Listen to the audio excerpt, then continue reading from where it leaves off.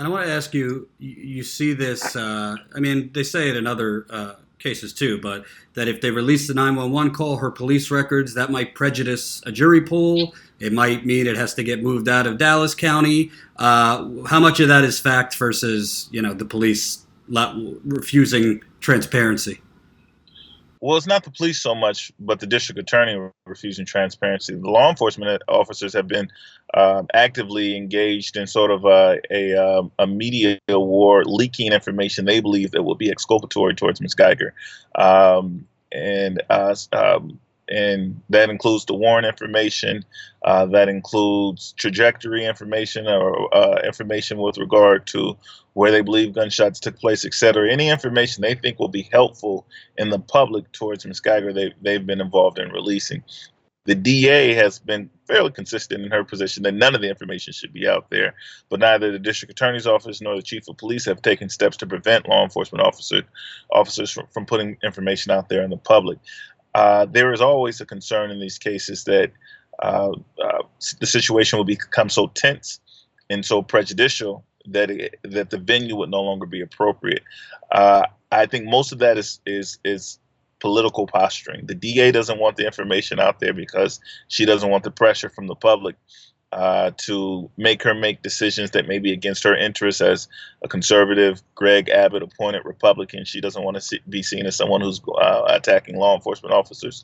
So the DA of Dallas County, Faith Johnson, is best served to keep this case relatively quiet, even if she does get a successful prosecution, not to make it the crux of the conversation or the dialogue taking place leading up to the November elections. She's best served to keep this quiet, and because of that, I believe she's making claims, which can be valid claims. I don't think that it's valid in this point, and I'll get back to that. But she's making claims that if information gets out there, then this case could transfer venue. Cases are transferred from me. I'm from Los Angeles.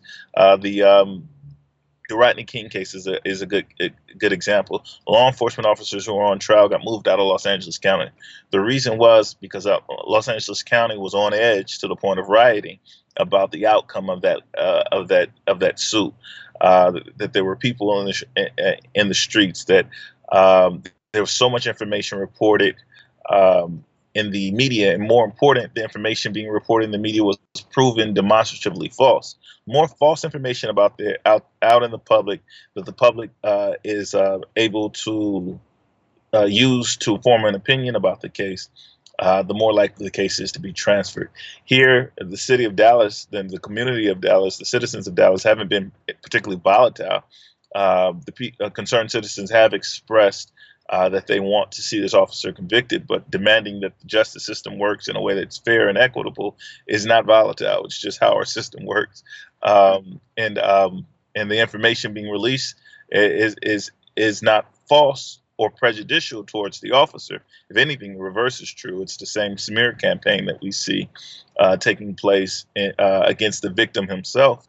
And certainly the Dallas Police Department cannot benefit from their malfeasance or their misconduct by releasing information they otherwise shouldn't release in such a way that because they release so much information, the case now has to change venue. That's just not how it works.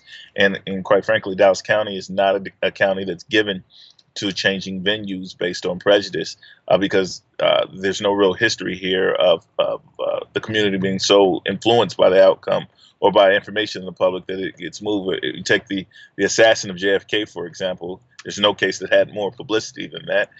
No, the defense attorneys in that case moved for a change of venue and were denied. And is it also true that the judge who got this case is an Greg Abbott appointee of Governor Abbott, and the Attorney General of Texas could force them to release this information, but he is also in a whole separate thing. He's under felony indictment. Well, the case hasn't gone before the grand jury yet, so there hasn't been a judge that has been appointed for the case.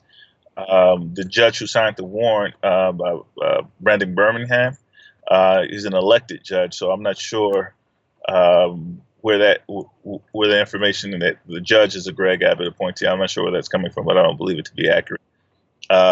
And I missed the second part of your The question. Texas Attorney General, is the Texas Attorney General looking at any of this as far as forcing any of the information to be revealed? Yes, every Open Information Act request sent in by my office, by the media, by members of the public, generally concerned members of the public, it goes.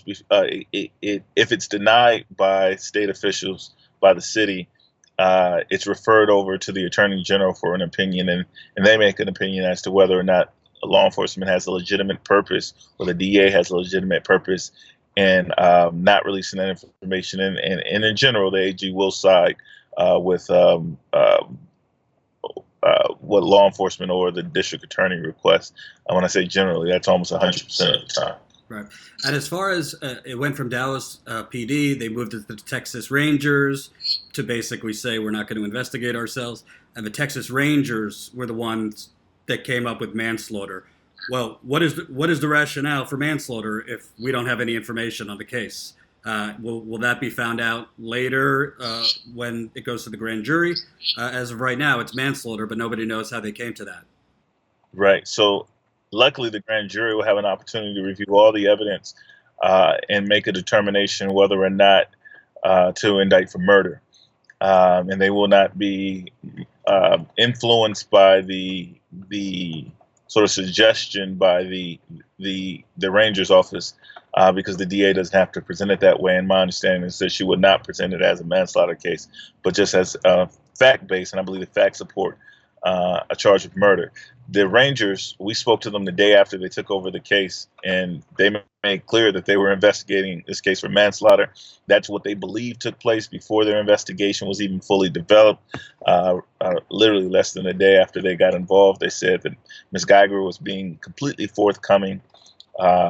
She was not, and that's been proven, and that they believed that this was just a big mistake. And it wasn't a mistake. And the difference between manslaughter and murder, by the way, is that ideal of a mistake. If I get really drunk and I get behind the wheel and I hit and I run into someone, I didn't mean to. I wasn't looking for that person, but I was reckless. I was careless. I caused their death. That's manslaughter. When I point my gun at you and pull the trigger, I mean the outcome that comes from it. It wasn't a situation where she was in her own apartment cleaning her gun and it went off.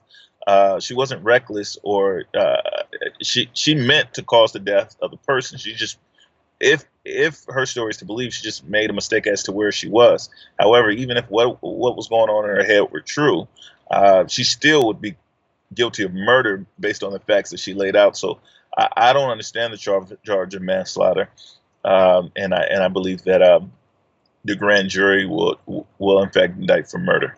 And last question, we know that Botham was a religious young man. From talking to his family, friends, can you give a little bit more insight into who Botham John was?